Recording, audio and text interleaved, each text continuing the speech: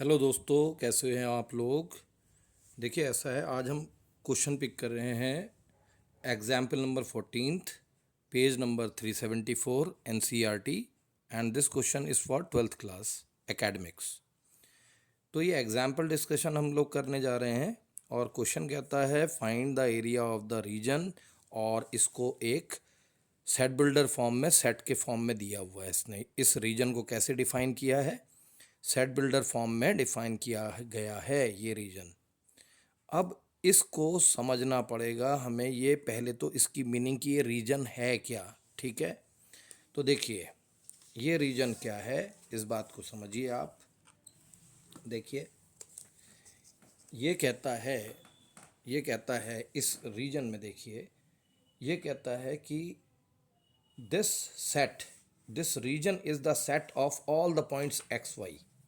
This region is the set of all the points x y lying on a plane जिनके लिए coordinates कुछ इस तरीके की स्थितियों को सेटिस्फाई कर रहे हैं। ठीक है भाई।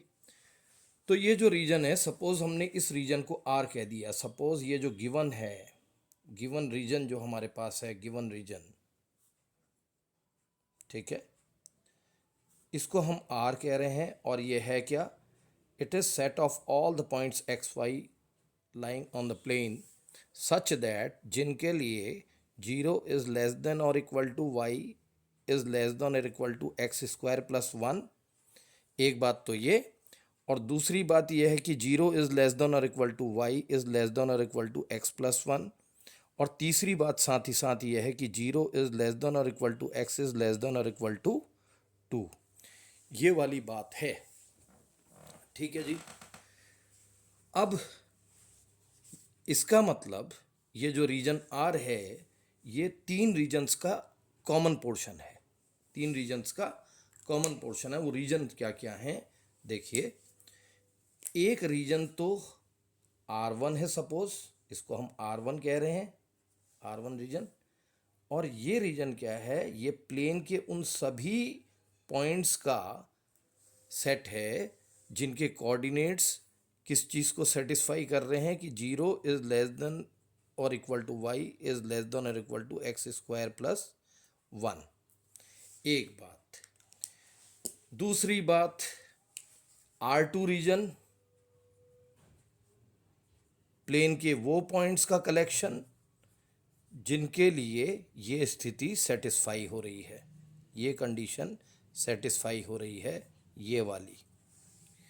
और आर थ्री जो है ना भाई, ये प्लेन के उन सभी पॉइंट्स का कलेक्शन है, प्लेन के उन सभी पॉइंट्स का कलेक्शन है जिनके लिए ये स्थिति सेटिस्फाई हो रही है भाई, ये वाली। जीरो इज लेस देन और equal to x is less than और इक्वल टू टू। तो इसका मतलब here R is the set, it is the common region of R1, R2 and R3। तो हम इसको लिखेंगे R is equal to what? It is equal to R1 intersection R2 intersection R3। ठीक है। तो ये बात ऐसा लिखा होने का मतलब ये इंडिकेट कर रहा है कि ये जो हमारा रीजन है, ये रीजन आर रीजन, ये इन तीनों रीजन का कॉमन कॉमन रीजन होगा। ठीक है भाई। अब देखिए, हमारा पहला काम है कि ये जो इनइक्वलिटीज़ के फॉर्म में ये रीजन जो डिफाइन है, इन इनइक्वलिटीज़ के करस्पॉन्डिंग हम इक्वलिटीज़ को लिखेंगे। ठीक है। तो देखिए, equality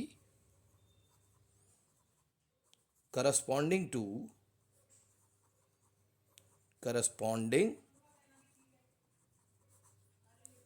to zero is less than equal to Y is less than और equal to x square plus one. इसके इसके करस्पॉन्डिंग इक्वलिटी क्या है, is y is equal to x square plus one. ठीक है भाई, ये इक्वलिटी है। और same time, at the same time we can say equality corresponding to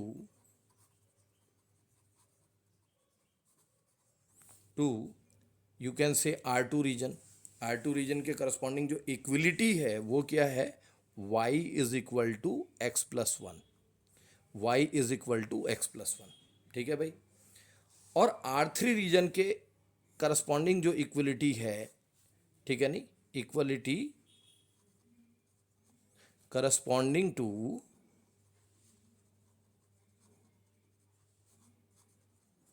region R3 is x equal to 2। ठीक है भाई, इतनी बात है। अब देखिए हमारा गोल ये है कि ये जो इक्वलिटी है, पहली बात तो ये है क्या, ये एक पैराबोला है भाई, क्योंकि x के ऊपर स्क्वायर है और y लीनियर है, तो ये पैराबोला है, ये पैराबोला है। और कैसा पैराबोला है? ऐसा पैराबोला, क्योंकि एक्स स्क्वायर एक्स के ऊपर स्क्वायर है, तो ये एक ऐसा पैराबोला है जो कि सिमेट्रिकल है about y axis, symmetrical about y axis. और ये क्योंकि एक्स स्क्वायर का कोफिशिएंट आप देखिए यहाँ पर, ये इसका कोफिशिएंट पॉजिटिव है, तो ये ओपनिंग अपवर्ड्स होगा। ठीक। और ये वाली इक्वलिटी को अगर आप देखें तो ये लाइन है, ये एक ऐसी लाइन है जिसका स्लोप 1 है और वाई इंटरसेप्ट पॉजिटिव 1 है। ठीक है। तो इन बातों को लेके हम सबसे पहले इस पैराबोला और इस लाइन का ठीक है, हम क्या करेंगे, हम इंटरसेक्शन पॉइंट मालूम करेंगे। तो देखिए पैराबोला की इक्वेशन कह रही है कि y is equal to x square plus one, और लाइन की इक्वेशन कह रही है y is equal to x plus one. तो हम क्या करेंगे, इन दोनों इक्वेशंस को जब साइमल्टेनियसली सॉल्व करेंगे तो कैसे करेंगे, आप पैराबोला की इक्वेशन में क्या करिए, y की जगह में क्या लिख दीजिए, एक्स प्लस वन लिख दीजिए। तो हमारे पास पैराबोला की इक्वेशन क्या है, y is equal to x square plus one. तो y की जगह हमने क्या लिखना है, यहाँ पर एक्स प्लस वन लिखना है।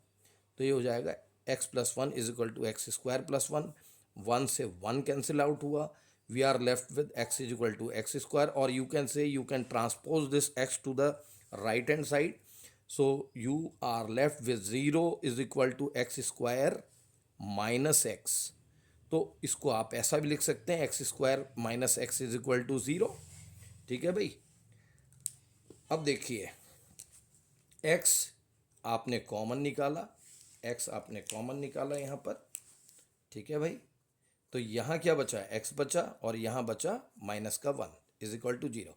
तो ये लाइन क्या बता रही है, ये लाइन ये बता रही है कि या तो x जीरो है या फिर x माइनस वन जीरो है।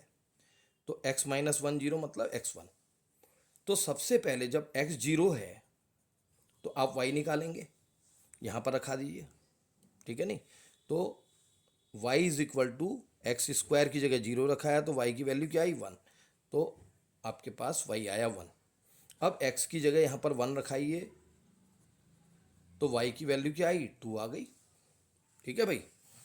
तो इन दोनों बातों को लेते हुए पहली बात हम ग्राफ स्केच करेंगे। क्या करेंगे भाई, ग्राफ स्केच करेंगे। तो इस बात को देखिए आप। ठीक है। अब देखिए, तो अब हम बड़ा ध्यान से देखना बेटा जी, इत्मीनान से, कोई टेंशन नहीं। मैं तो लेंथ भी नहीं देख रहा हूँ आपकी, लेंथ कितनी यूट्यूब में कितनी लंबी पहुँच रही है, भाड़ में जाए। ठीक है नहीं। तो देखिए आपको मेन है गोल समझाना, क्योंकि कोरोना वरोना सब झेला है बेटा आप लोगों ने। ढंग से समझाना है, कोई भी चीज़ समझानी है आपको ना, रनिंग में नहीं समझानी हमने।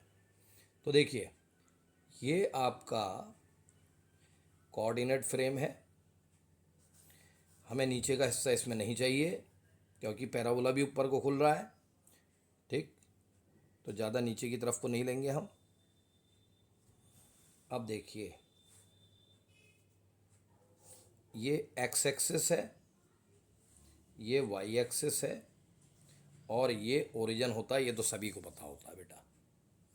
अब क्या है, अब आप देखिए इस लाइन को अगर आप देखते हैं, y is equal to x plus one, slope one है, मतलब ये 45 डिग्री का एंगल बनाएगी भाई।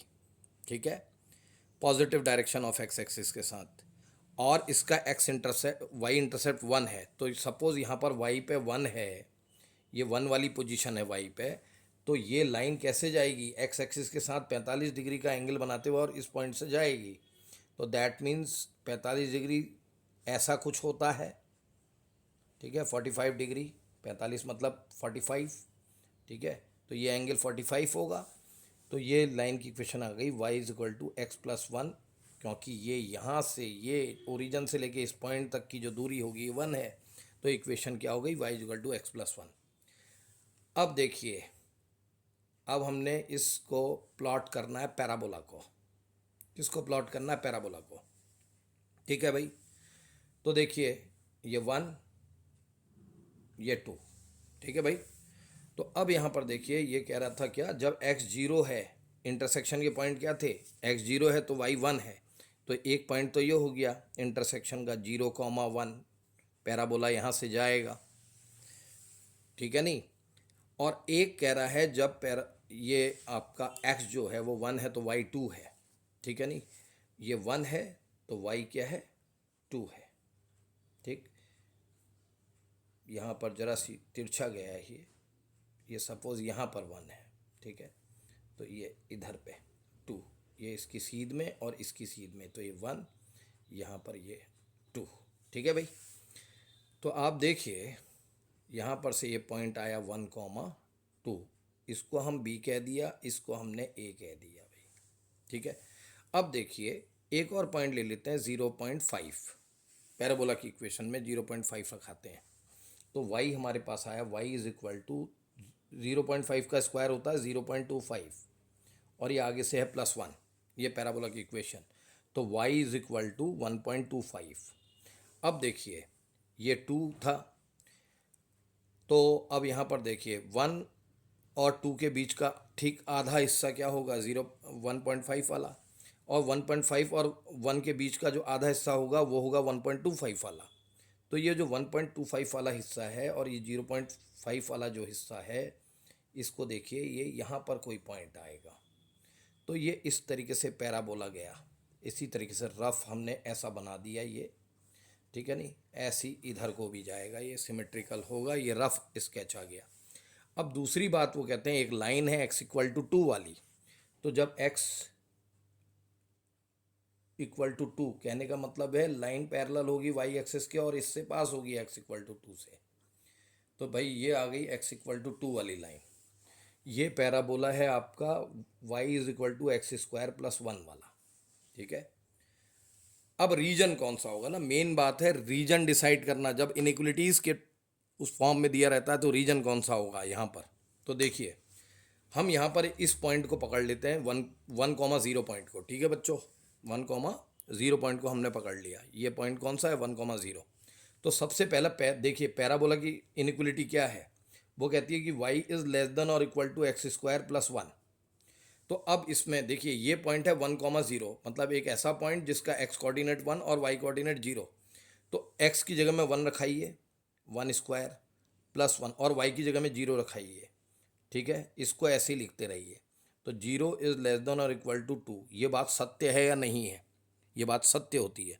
तो इसका मतलब पैराबोला के नीचे की तरफ को ये पॉइंट पड़ रहा ना, क्योंकि सेटिस्फाई कर रहा, तो पॉइंट की तरफ को, पैराबोला से पॉइंट की तरफ को एरो गया हमारा, कि ये पॉइंट सेटिस्फाई करा रहा है इस पैराबोला की इनिक्वलिटी को।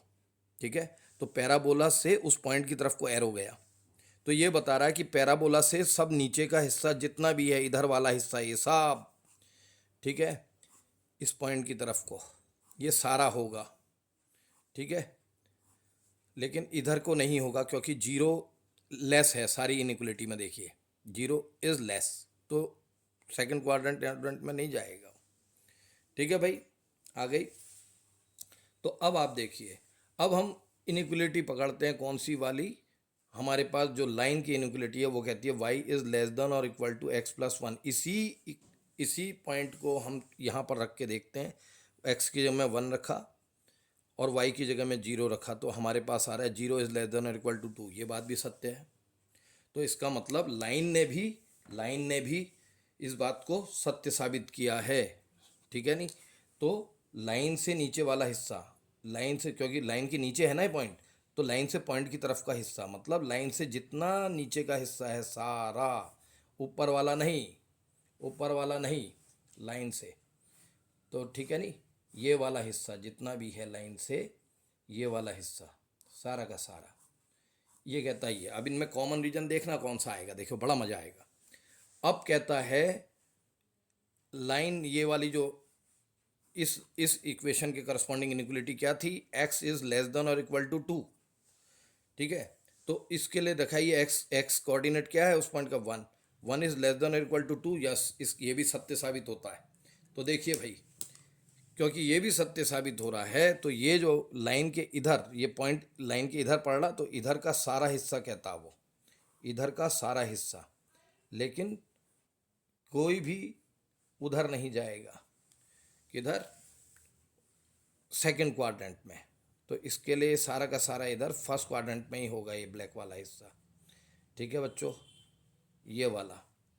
अब आप देखिए इनमें कॉमन रीजन देखिए आप, तो लाइन से नीचे का हिस्सा, पैराबोला कह रहा मेरे से भी नीचे का हिस्सा, तो पैराबोला से नीचे का हिस्सा लेकिन लाइन से नीचे का हिस्सा, तो क्या आएगा आपका, आपका ये वाला हिस्सा है। देखिए ये अगर हम इसको नाम दे दें, इसको नाम देते हैं हम, इसको नाम देते हैं, ये है नाम इसका ए ओ, इसको कह दिया हमने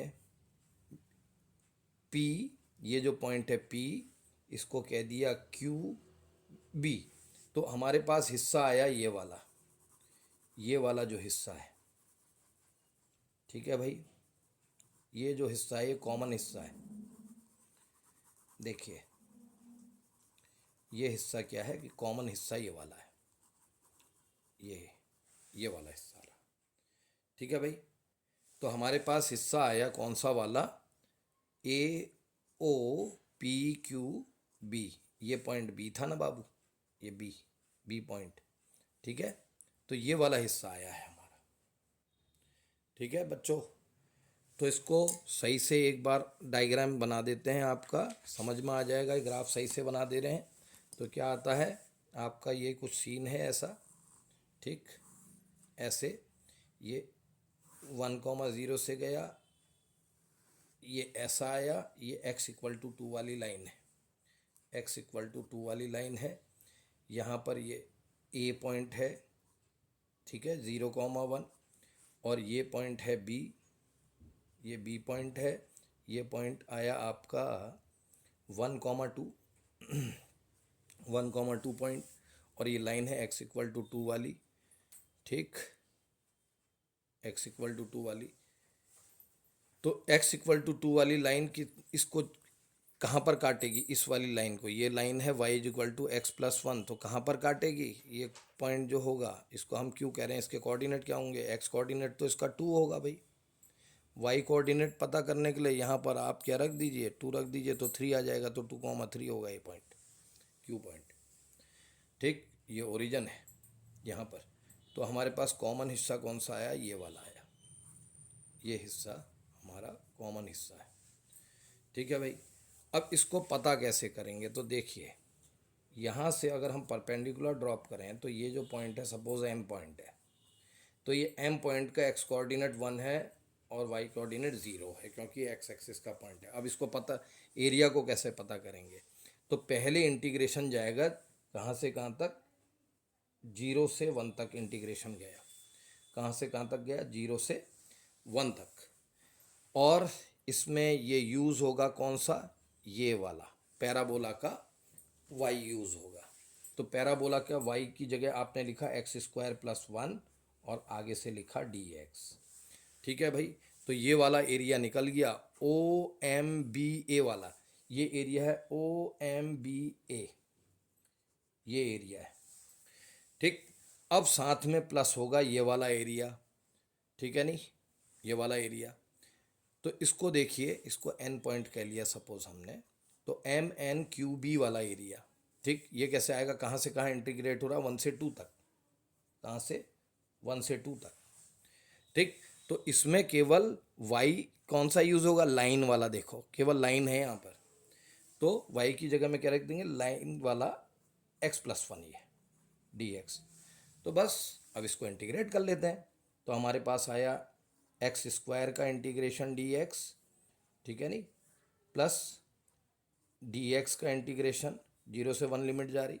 अब इसका 1 से 2 गया x dx, और dx का इंटीग्रेशन, और कहाँ से कहाँ था, 1 से 2, तो ये आया 1/3 x³ 0 से 1 प्लस x वही 0 से 1 प्लस एक्स का एक्स स्क्वायर बाय 2, ठीक है भाई, 1 से 2, और डी एक्स का एक्स कहाँ से कहाँ तक, 1 से 2। तो लिमिट रखा देते हैं अब 1/3, और 1 का क्यूब तो भाई 1 ही हुआ, और 0 का क्यूब 0 ही हुआ, तो 1 - 0 1, ठीक, प्लस एक्स की 1, 1 - 0 अगेन 1, प्लस 1/2, 2 का स्क्वायर 4 माइनस 1 का स्क्वायर 1, प्लस 2 - 1, ठीक है भाई। तो आया 1/3 प्लस 1 प्लस 1/2 और ये 3, तो 3/2 हो गया प्लस 1, तो 1/2 हो गया, और ये आपका आ गया 1/3 प्लस 3/2 प्लस 2। तो आपने एलसीएम ले लिया 6, ठीक है भाई, 3 2 ज़ार 6, तो यह आया 2 3 6, तो 3 3 9, और यह आया 6 आपका 6, ठीक है, नहीं 6 तो नहीं 12 हो गया, 12 और 8 20 और 21 और 2 23, 23/6 square units, this will be your answer. ठीक है भाई, थैंक यू बेटे।